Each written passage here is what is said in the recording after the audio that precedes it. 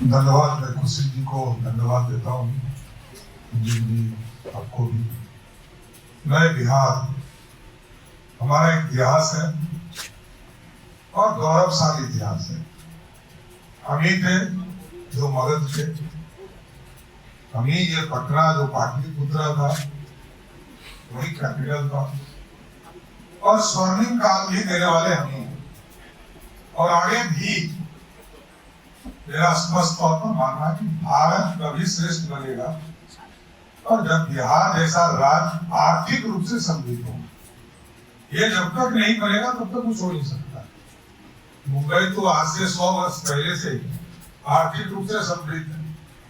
पूरा बंगाल बर्बाद हो गया, लेकिन कलकत्ता उसके पास है, इसलिए आज भी स्वर्णिम काल की ओर खड़ा है। इस देश में 4 मेट्रो सिटीज है। दिल्ली के चारों तरफ समृद्धि हो गई, बॉम्बे के एक तरफ पानी है और 3 तरफ समृद्धि है, चेन्नई के भी एक तरफ पानी है और 3 तरफ समृद्धि है, लेकिन कलकत्ता के चारों तरफ आपको गरीबी दिखता होगा, क्योंकि हमारा गेटवे ही है, मार्केट ही है। दुनिया के मार्केट से नहीं जुड़ पाते, चाहे वो बंगाल हो, कलकत्ता में नहीं कहा, कलकत्ता तो समृद्ध है, लेकिन बंगाल हो, उड़ीसा हो, झारखंड हो, 7 सिस्टर्स हो, बिहार हो, सब आर्थिक रूप से जूझ रहे हैं। और ये जब तक ये राज्य समृद्ध नहीं हो, भारत श्रेष्ठ नहीं होता। बिहार में कई बदलाव आए, कई सेक्टर्स में, एजुकेशन के सेक्टर्स में हमारे वरिष्ठ साथियों ने चर्चा किया, क्योंकि हम 90 के पहले जो चीजें स्थापित कर रहे थे, चाहे यूनिवर्सिटीज हो, स्कूल हो, कॉलेज हो, कई वर्षों तक इसको हम बढ़ा नहीं पाए। लेकिन आज मैं अभी बजट पेश कर रहा था तो मैंने सबसे बड़ी चिंता जाहिर किया कि हमारे बच्चे बाहर जाते हैं। आदरणीय मुख्यमंत्री जी ने प्रयास बड़ा किया कि सरकार के स्तर पर सभी जिलों में medical college, nursing college, polytechnic college, engineering college बनाया। हमारे बच्चे इसके बावजूद बाहर जा रहे हैं, क्योंकि हायर एजुकेशन उनको लेना है। तो हम लोग को बेस में ये भी सोच में देखा कि हम लोगों की हमारे प्रखंडों में कॉलेज नहीं, डिग्री कॉलेज नहीं, और सरकार सब काम नहीं कर सकती। सरकार ने व्यवस्था खड़ा किया कि बिहार जैसे राज्य में जहाँ 10 रुपया में इंजीनियरिंग की पढ़ाई होती है, 5 रुपया में पॉलिटेक्निक की पढ़ाई होती है, ये दूसरे किसी राज्य में नहीं मिलेगा। लेकिन हमको प्राइवेट इंडस्ट्री को भी खड़ा करना पड़ेगा, बिहार एजुकेशन के सेक्टर में भी लाना पड़ेगा। अभी हमने निर्देश दिया है डिपार्टमेंट्स को कि 209 ऐसे ब्लॉक है जहाँ हमारे यहाँ कॉलेजेस नहीं है। हमने कहा कि ये सरकार मत, सरकार आप करते हैं उसके टीचर की चिंता, उसके डेस्क की चिंता, उसके बेंच की चिंता, उसमें बच्चों की फीस की चिंता, सब सरकार को करनी पड़ती है। और ये मार्केट नहीं बनता, इसको मार्केट बननी पड़ती है। यदि आज आकाश इंस्टीट्यूट मार्केट में खड़ा है और बच्चों को ये कह रहा है कि हम पढ़ाएंगे, आपको स्किल्ड करेंगे और आप नीट की परीक्षा पास करेंगे, ये ओपन मार्केट है। इसलिए हमने इसका पॉलिसी ही बदला। हमने कहा सब्सिडी दीजिए, कॉलेज बनाने में 15 करोड़ खर्चा आता है, अब 5 करोड़ सब्सिडी दें, जिससे कि लार्ज नंबर ऑफ कॉलेजेस बन सके और प्राइवेट इंडस्ट्री भी खड़ा हो सके। यूनिवर्सिटीज को खड़ा करना पड़ेगा। इस राज्य में लंबे समय तक 10 यूनिवर्सिटी ही हुआ करता है, आज बढ़कर लगभग 38 यूनिवर्सिटी है। लेकिन मेरा यह मानना है कि 38 यूनिवर्सिटी नहीं है, डेंसेस्ट पॉपुलेशन वाला स्टेट है। बांग्लादेश को पार कर चुके हैं, इंडोनेशिया को पार कर चुके हैं डेंसेस्ट पॉपुलेशन। हमारे जैसे राज्य में 200 यूनिवर्सिटी है। 200 यूनिवर्सिटी के अंदर हम चिंता करते हैं कि हमारे जो हायर अथॉरिटी है, यूजीसी, ये जांच में बैठाता तो हमारे आधे यूनिवर्सिटी फेल हो जाए। हम क्यों फेल होने दें? हम तो प्राइवेट को खड़ा करें। मैं बीच के कार्यक्रम में मेडिकल देख रहा था, हेल्थ डिपार्टमेंट। मैं एक दिन आज तक मेरे पिताजी 5 साल हेल्थ मिनिस्टर रहे, तो मेरी आदत है कि हेल्थ डिपार्टमेंट में एमएलए की रात को भर्ती करने दिया, लेकिन मैं जीवन में एक बार हेल्थ डिपार्टमेंट गया। मैंने स्वास्थ्य मंत्री में 3 बार स्वास्थ्य मंत्री किया, लेकिन गया मैं 1 बार। तो मैं जब गया तो मैंने पूछा कि यार नर्सिंग कॉलेज की सहमति क्यों नहीं देते यार? तो लोगों ने बताया कि इसमें भ्रष्टाचार होता है, करप्शन होते हैं। क्यों? क्योंकि जो नर्सिंग कॉलेज लोग बनाते हैं वो पूरा इंफ्रास्ट्रक्चर नहीं बना। एक ही बिल्डिंग पर रामलाल ट्रस्ट और एक ही बिल्डिंग पर श्यामलाल ट्रस्ट बनाते, 2 नर्सिंग कॉलेज खोल देते हैं, तो जिससे भ्रष्टाचार का इशू बनता है। मैंने कहा कि बेटा, मैंने एक बार सभी 60 कॉलेज के मालिक को बताया, मैंने पूछा क्यों नहीं दिया? सबने अपना एस्टीमेट दिया, किसी ने कहा मुझे पैसा मांगा गया, किसी ने कहा कि हमने इंफ्रास्ट्रक्चर नहीं बनाया। तो मैंने कहा 60 को एक बार सहमति में दे रहा हूं, लेकिन आपके ऊपर जांच भी बैठा है। मेरे नजर में एक ये इंडस्ट्री है, एक कॉलेज में देखा हूं तो मोटा मोटी 800 बच्चे पढ़ेंगे, 25 से 50 शिक्षक उसमें पढ़ाने का काम करेंगे, 200 लोगों को रोजगार मिलेगा, मोटा मोटी 1000 आदमी उससे पूरा रिलेशन उसका बना रही और हमारा इकोनॉमी सुधरेगा। तो मैंने उसको सहमति दिया 60 कॉलेज को, इसमें 17 तो यूनिवर्सिटी सरकार के ही थे और 45 लगभग प्राइवेट लोगों के थे। तो मैंने बच्चों के भविष्य के लिए बिहार में इंडस्ट्री को आगे बढ़ाने इसकी कल्पना की कि डरना नहीं होगा, करना होगा। जब हम मेदांता को जमीन दे रहे थे तो हमारे हम लोग के ऊपर आरोप नहीं लग रहे थे कि आपने कैसे जमीन दी। तो मैंने पूछा कि मौर्य होटल बनाने में 1 रुपया पे जमीन दिया था, कौन किसी ने नहीं पूछा। पटना का चाणक्य होटल 1 रुपया पे दिया, किसी ने नहीं पूछा। हम मेदांता को तो 33% हिस्सेदारी में दे रहे हैं कि मेडिकल फैसिलिटी सरकार लेगी, गरीबों का कल्याण ना करेगी। हमारी सरकार नेत्रालय को हमने जमीन दिया, क्योंकि मेरा मानना है सरकार इंफ्रास्ट्रक्चर या बेसिक नीड्स को ठीक कर सकता है। अब जैसे कोई विधवा पेंशन देना है, वृद्धा पेंशन देना है, ये कल्याणकारी काम है, ये सरकार को देनी चाहिए। लेकिन मार्केट इकोनॉमी इसको ठीक करने का जिम्मेदार सरकार के साथ साथ पब्लिक को रखना पड़ेगा, क्योंकि वो इसीलिए कहा जाए इंडस्ट्री खड़े करने के लिए। अभी इथेनॉल प्लांट्स में बता रहा, लोग के जो वेस्टेज थे 35 करोड़ लीटर हम बायोफ्यूल्स के तौर पर इथेनॉल से लेते हैं और ये गवर्नमेंट ऑफ इंडिया के पीएसयूज को, इंडियन ऑयल वगैरह को हम देते हैं। आप सोचिए कि जो वेस्टेज था जिसको हम अपने यहाँ एक तरह से खुदी मानते हैं, तो टूटा हुआ अनाज है, वेस्टेज अनाज है, सड़ा हुआ अनाज है, इससे हम बायोफ्यूल्स कराते हैं। और आज हम कह सकते हैं कि बिहार इसे रात में लगभग 35,000 करोड़ का इन्वेस्टमेंट हुआ, जिसके माध्यम से हम बायोफ्यूल से डीजल के सेक्टर में भी उसको जोड़ने का काम करें। हम बिजली के सेक्टर को देखते हैं, जिस बिहार में 350 मेगावाट हम यूज करते थे 2004-05 में, आज लगभग 8000 मेगावाट यूज करते हैं और उसमें से भी 1,87,00,000 परिवार ऐसा है जो डोमेस्टिक कंज्यूमर्स है। उसमें से 1,67,00,000 ऐसे परिवार हैं जो 125 यूनिट ही बिजली यूज करते हैं। मैं जब भी दिल्ली आता था तो प्रधानमंत्री जी से डांट सुनता था कि आपके यहाँ पीएम सूर्य घर योजना क्यों नहीं लागू, सोलर युक्त घर क्यों नहीं बना रहे? तो मैं कहता था सर बिजली हमारे सस्ता है। और बिहार एक ऐसा रास्ता जहाँ 80% सब्सिडी हम पहले से बीजेपी सरकार देते रहे, हम अभी बढ़ाकर उसको 125 यूनिट तो एकदम मुफ्त कर दिए, 100% सब्सिडी दे दी। लेकिन हम इसको बीच में हम लोगों ने रीड किया कि 4 बजे से लेकर 9 बजे रात तक हम लगभग 3200-3300 मेगावाट खरीदते हैं, एक्स्ट्रा खरीदते हैं। उस समय बिजली का कीमत 5 रुपया से बढ़कर 11 रुपया हो जाता है, डबल। तो हम लोग इसका 2 रास्ता निकाला।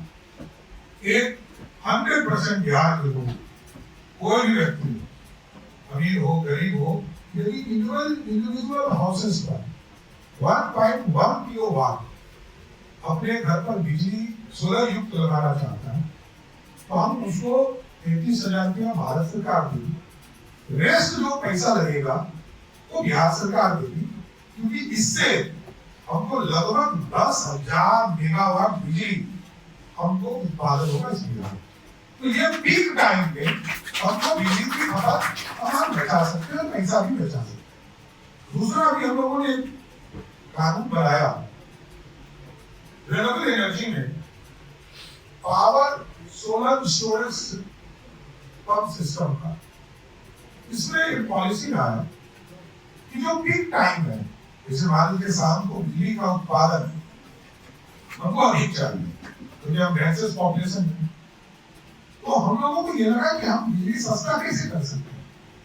अब जैसे कोई व्यक्ति यदि पानी को उठाकर हाइट पर ले जाए और 4 बजे के बाद उसको फिर रिप्रोड्यूस करे, नीचे लाए और उससे बिजली उत्पादन करे, तो हमको पीक टाइम पर बिजली हमको मिल जाएगा। अब एक सनफार्मा एक कंपनी है जिसने हमें यह प्रस्ताव दिया है कि हम पॉलिसी बना दें। हमने पॉलिसी बना दी 2400 मेगावाट के 3 प्लांट लगभग 90,000 करोड़ रुपया बिहार में वो इन्वेस्ट करेंगे और बिहार को पीक टाइम पर बिजली देने का काम करेंगे। और बिहार की 2 कमजोरी है, एक आबादी, दूसरा पानी। पूरा देश हम पे हंसता था, गुजरात के लोग, राजस्थान के लोग, पहाड़ के इलाके के लोग, कि बिहार में नेपाल से पानी आता था, अपना कोई पानी नहीं, हमारे पानी से कोई बाहर नहीं आता, लेकिन नेपाल से पानी आता था और हम पे लोग हंसते थे, बिहार तो डूबा हुआ है। लोग पढ़ाई भी इसलिए करते थे क्योंकि बिहार के आबादी का 11% आबादी आज से 20 साल पहले प्लान करता था, आज वो 2% प्लान है, क्योंकि हमारे यहाँ बेसिक कम्युनिटीज ठीक है, सड़क, बिजली, पानी, गांव का वातावरण पूरी तरह व्यवस्थित हुआ, गांव में लोग रहना शुरू। मैं बताना चाहता हूँ 2008 में बिहार में बाढ़ आया, 1,92,000 क्यूसेक पानी छोड़े नेपाल में, तो उसी अभिशाप है। अभी भी आप कहीं गूगल करेंगे और कोसी की जानकारी लेंगे तो लोग कहेगा कि अभिशाप, लेकिन मैं अब ये कहता हूँ कि ये वरदान हो चुका है। और इसलिए कहता हूँ कि 1,92,000 क्यूसेक पानी छोड़ने के बाद हमारे 15 जिले, 30 जिले है ना पूरे नॉर्थ बिहार, 15 जिले में बाढ़ की स्थिति हो जाती है नेपाल के पानी छोड़ने के बाद। आज लगभग 14 लाख हेक्टेयर जमीन हम सिंचित करने में सफल हो गए और अब सिंचाई का काम करें। और मेरा ये मानना है, आदरणीय प्रधानमंत्री जी ये बाढ़ की चिंता कर रहे थे, तो मैंने कहा सर फ्लड फाइटिंग हम नहीं करते, हम नॉर्थ बिहार में हम इरिगेशन की बात कर रहे हैं, हमको इरिगेशन के लिए सहयोग चाहिए। फ्लड फाइटिंग का दौर चला गया और इसका उदाहरण मैं देता हूँ। पिछले साल के रिपोर्ट को आप देखिए, पिछले साल 6.5 लाख क्यूसेक पानी छोड़े थे, 6.5 लाख क्यूसेक। कहा 1,92,000 में 15 जिले हमारे डूब जाते हैं। आज हमारे यहाँ 6.5 लाख क्यूसेक पानी छोड़े गए, तब भी मात्र 56 गांव में ही जो रिवर बेड में थी, इसका कोई फायदा नहीं था, बांध के अंदर थे, एक तरह से रिवर बेड में थे, उसमें पानी आया। तो ये बदलता हुआ बिहार है, लेकिन अब इस बिहार को बदलने में आप लोगों की जरूरत है। हम गया भी 4 घंटे में जाते थे, अब 1.25 घंटा में जाते। हम मुजफ्फरपुर 3 घंटे में जाते थे, अब 1.25 घंटे में जाते। तो हम बिजली, सड़क और पूरी व्यवस्था गांव में लोग रह सके, ये चिंता करने की काम सरकार है। और आगे भी कई पॉलिसी अभी बनाने पड़ी, क्योंकि ये समाजवादी स्टेट रहा, पॉलिटिकल सोच भी उसी तरफ की थी।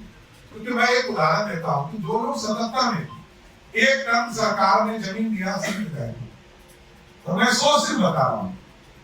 एक बार माननीय विधायकों को 1977 में कर्पूरी ठाकुर जी ने घोषणा किया कि जो विधायक बने हैं उनको हम पटना में रहने के लिए उनको जमीन उपलब्ध है।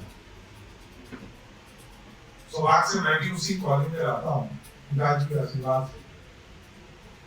उसी समय जब ये जमीन अलॉट हुआ, मैं 100 से बता रहा हूँ, ये 85-86 में अर्बन डिपार्टमेंट ने दोनों को जमीन दी, आप लोगों को और सरकार के महत्वपूर्ण पद पर रहे विधायकों को दिया जमीन। 33,000 में सरकार जमीन आम लोगों को बोरिंग रोड चौराहे पर, इनकम टैक्स चौराहे पर जमीन दे रही थी, कंकड़बाग के चौराहे पर जमीन दे रही थी। 33,000 में 3 कट्ठा, और सरकार महत्वपूर्ण लोगों को सब्सिडी रेट पर जमीन दे रही थी 37,000 में 2 कट्ठा। अब समझिए कहां से सब्सिडी है, तो सोच का सब्सिडी। तो ये भी संकीर्ण सोच से बाहर आना है। जैसे बिहार के लोग मजदूरी करने देश में जाते, दुनिया में जाते, लेकिन बिहार में उसको मजदूरी करने कहिएगा तो थोड़ा सा हिचकेगा, वो कहेगा बिहार में थोड़ा दिन आराम कर लेगा, फिर हमको कहिएगा दिल्ली बॉम्बे चले जाओगा तो वहां फिर पैसा कमा के ले आना। तो बिहार को अब ओपन मार्केट बनाने का समय आ गया। हम दुनिया से जुड़ चुके। अभी एयर ट्रैफिक को भी जब मैंने इसका अध्ययन कराया, 2,47,000 लोग मात्र 2005-06 में लोग हवाई यात्रा में, आज 56 लाख लोग कर रहे हैं। और हमारी कल्पना है, क्योंकि हम आदरणीय प्रधानमंत्री जी और मुख्यमंत्री जी के निर्देशन में काम करते हैं, तो मेरा स्पष्ट मानना है कि बिहार को ऐसे रास्ते पे ले जाना पड़ेगा एयर ट्रैफिक पर, जहां की लगभग 2 करोड़ लोग यात्रा करें। मार्केट दुनिया, और दुनिया का कंज्यूमिंग स्टेट बिहार है। जब जीएसटी लागू हो रहा था तो वैट का रेट बिहार में, मैं अभी बता रहा हूं कि एटीएफ जो तेल यूज होता है एरोप्लेन्स में, यहाँ 29% टैक्स था, जिसके चलते मात्र 2,500 किलोमीटर यहाँ में तेल बिकते, कोई खरीदता नहीं था। प्लेन आता था, लैंड करता था, चला जाता था, फिर जहाँ डेस्टिनेशन था वहीं पर जाकर तेल खरीदता। अभी मैंने जून के माह में, अप्रैल में, मई में मैंने उस टैक्स को घटाकर 4% कर दिया। और अभी आपको जानकर आश्चर्य होगा, पिछले 3 महीने में बिहार में एटीएफ का तेल जो बिका है, वो जहाँ 2,500 बिक रहा था किलोमीटर, अभी 8,000 किलोमीटर बिक रहा है। हम मार्केट बना है, हम सब्सिडी मार्केट में देते हैं। हमने तो यार ट्रैफिक में भी लोगों को कहा कि इसको दुबई जाना है, शारजा जाना है, अमेरिका जाना है, तो प्लेन से बात कीजिए, प्लेन वाले लोगों से बात करके हम उसको सब्सिडी दे पटना से, यहाँ से बॉम्बे जाए, यहाँ से कलकत्ता जाए, यहाँ से दिल्ली जाए, हम सब्सिडी देंगे, क्योंकि मार्केट के साथ अटैच होना है। तो इन सारी चीजों पर हम लोग काम कर रहे हैं। मेरा मकसद भी है, मुख्यमंत्री जी और प्रधानमंत्री जी का स्पष्ट निर्देश है कि बिहार में ऐसी व्यवस्था कीजिए कि 2 करोड़ लोग साल में प्लेन पे चढ़े। अभी पटना एयरपोर्ट बना, 1 रुपया मार्केट का नहीं, 100% सरकार ने दिया। 1,700 करोड़ रुपया पूरी तरह भारत सरकार ने दिया, जमीन बिहार सरकार ने दी। लेकिन आप बेंगलोर जाइएगा, आप दिल्ली जाइएगा, आप पुणे जाइए, बॉम्बे जाइएगा, आप कलकत्ता जाइएगा, आप देखिएगा वहां के एयरपोर्ट पे 1 रुपया भारत सरकार या वहां की राज्य सरकार नहीं देगा, वो मार्केट से ली। और बॉम्बे इतना बड़ा एयरपोर्ट बना, दूसरा बनने वाला है, और उस एयरपोर्ट के माध्यम से वहां कितना जीएसटी का पैसा आ रहा है उस राज्य, क्योंकि वो कंज्यूमिंग जगह है, कस्टमर्स वहां, तो आपको मार्केट बनाना पड़ेगा।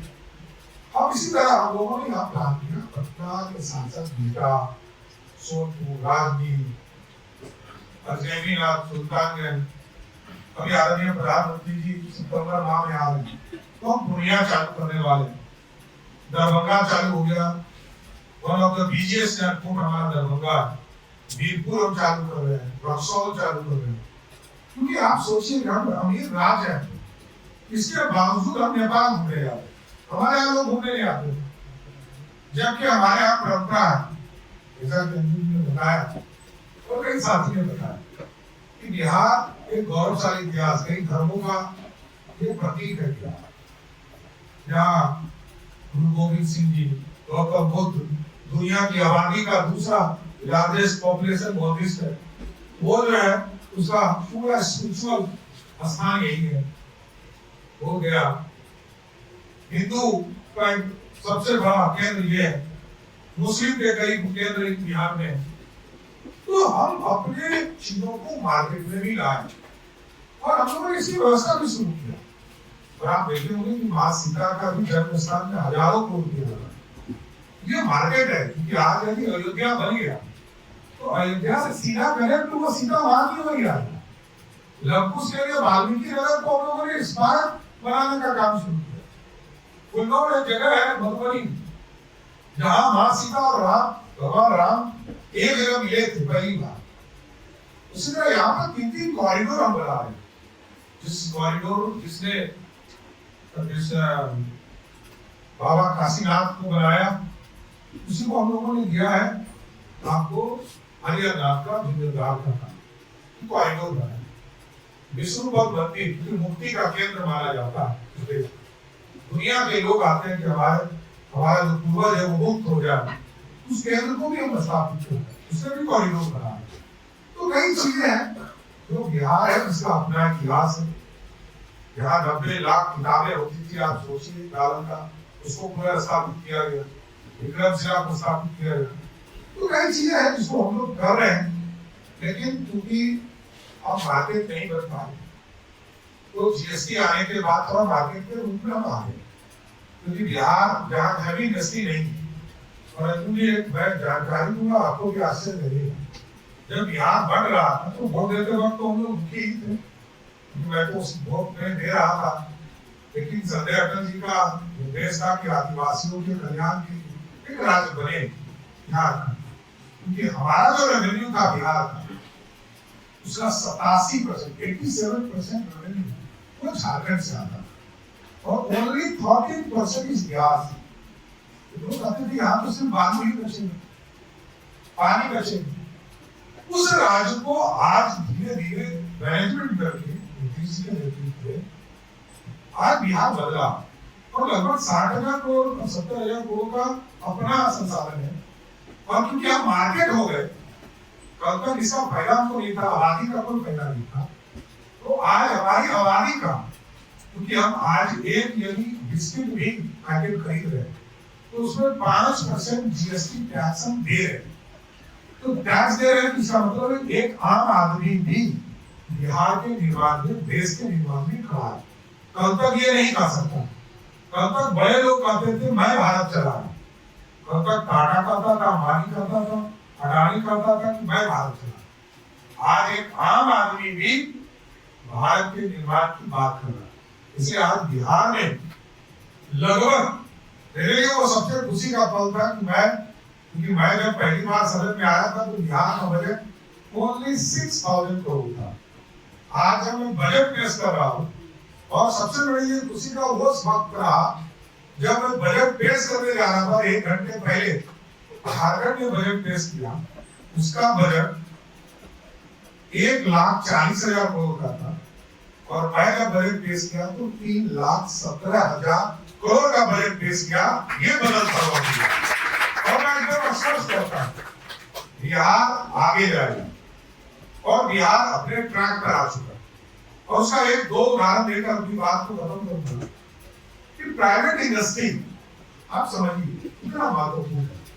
मैंने कहा मेदांता को जमीन दिया, मेदांता ने इतना बड़ा इंफ्रास्ट्रक्चर खड़ा कर 2013 में आपको याद होगा आदरणीय नीतीश कुमार ने मैरिट ड्राइव का कल्पना किया और उसका सी लगा बनने में 12 साल लगे, क्योंकि राज्य सरकार 100% पैसा दे रहा है। मेट्रो तो मैंने किया फाइनल किया 2014 14,462 करोड़ का वो निकला। आज आदरणीय प्रधानमंत्री जी अगले महीने आएंगे और लगभग 1/3 काम पूरे होंगे, वो बढ़कर 28,000 से अधिक करोड़ का राशि। और अगले साल या 2027 में ये काम पूरा होगा। जो आपको बैरिया से लेकर दानापुर तक का जो मोस्ट ट्रैफिक वाला इलाका है उसमें मेरी रोड में चलाएंगे, तो जब ये पूरा होगा तो 32,000 करोड़ का यदि इन दोनों काम को हम लोगों ने पीपीपी मोड पर किया होता, या जिस तरह वेदांता को हमने दिया, वेदांता 3 साल 4 साल में बना के खड़ा कर दिया, और यदि हम लोगों ने उसको प्राइवेट इंडस्ट्री को भी दिया होता, जो भी हम कर रहे हैं, मैं अभी इस सरकार में आने के बाद मैंने इन पॉलिसीज को कई बदले। मैं अभी दीघा से कोइलवर एक एक्सप्रेसवे बना रहा हूं, जो राज्य सरकार अपने माध्यम से हाइब्रिड प्रोजेक्ट ला है, जो मैरिन ड्राइव के सामने ही हो, और उसी तरह मुंगेर से लेकर भागलपुर तक लगभग 83 किलोमीटर की योजना गंगा के बेसिन पर बना रहा हूं। इसमें लगभग 17,000 करोड़ रुपया खर्चा होगा, और मेरा खर्चा कितना होगा पता है? only 5,000 crore in 3 years। ये बदलाव पैसा प्राइवेट पार्टी का है। अब आप नहीं दे सकते, आप जन कल्याण की बात कर सकते, लेकिन यदि इंफ्रास्ट्रक्चर बनाना है तो आपको हर हालत में प्राइवेट इंडस्ट्रीज को खड़ा करना पड़ेगा। अब जैसे मैं कंप्लीट करूंगा, मेरा वही गया कि मेरा सवाल एक पूछना चाह रही थी, क्योंकि यहाँ आज हमारा दिन स्टूडेंट्स का दिन था और बहुत सारे स्टूडेंट्स सुबह से जमा थे, तो एजुकेशन को लेकर आपने कहा कि 200 कॉलेजेस की जरूरत है और अभी भी वो जरूरत पूरी नहीं हुई है। क्या बेटर एजुकेशन के लिए भी प्राइवेटाइजेशन ही सॉल्यूशन है? उसी तरफ हम देख रहे हैं। हम गरीब बच्चों को class 1 to 0 to 15 class graduation complete free पढ़ाते। यहाँ का बजट का लगभग 20% राशि सिर्फ शिक्षा को, 70,000 80,000 करोड़ रुपया सिर्फ शिक्षा को। इसके बावजूद मैं खुद कह रहा हूं, उसमें से मात्र 10% हम इंफ्रास्ट्रक्चर काम करते हैं, 90% या तो हम बच्चों को स्कॉलरशिप देते हैं या टीचर को तनख्वाह देते हैं। आप बिहार से राज्य में लगभग 6 लाख सिर्फ टीचर है, 6 लाख। जहाँ 25,000 50,000 बच्चे पढ़ते थे, वहाँ 6 लाख टीचर पढ़ाने का काम करते। एक बड़ा काम है, इसमें कहीं दो मत नहीं, क्योंकि मैंने कहा डेंसस पॉपुलेशन है, रेवेन्यू कुछ नहीं था, पैसा हमारे पास नहीं था, अभी इंडस्ट्री नहीं था, हम धीरे धीरे बढ़ पाए, और मानसिक रूप से भी हम समाजवादी थे। पूरा देश अलग है, हम अलग है, पूरे देश की क्वालिटी अलग है, और क्योंकि ये जब ये जो भूमि है, उसको आप ये कर सकते हैं जी, ये स्कॉलर की धरती है, यहाँ ज्ञान गौतम बुद्ध को प्राप्त हुआ। यहीं पर आपको जितने स्कॉलर मिलेंगे, आज भी देश में आप देखिए हाईएस्ट लेवल की पढ़ाई का जो परीक्षा होता है, वो होता है यूपीएससी का परीक्षा, इसके ऊपर कोई परीक्षा नहीं। नेता को जनता के बीच में वोट मांगना है, जज बनने हैं तो पैरवी ही करना है, जज के लिए कोई आपको क्वालिटी नहीं देना है, लेकिन किसी को आईएएस आईपीएस बनना है तो उसके लिए परीक्षा पास है, और सबसे ज्यादा पास कौन करता है? बिहार। 1/3 इस देश का आईएएस आईपीएस बिहार। इस तरह मेरे जीन में, हमारे जीन में क्वालिटी है, लेकिन इसके साथ साथ क्वांटिटी भी है। इस क्वांटिटी को एस्टैब्लिश करने में थोड़ा समय लगा है, लेकिन कई सुझाव आए, आगे भी बिहार बढ़ेगा, विकसित होगा, और राष्ट्र तभी विकसित होगा, मैंने बार बार कहा, जब बिहार विकसित होगा तभी राष्ट्र विकसित हो पाएगा। बहुत बहुत धन्यवाद आप लोगों ने बुलाया।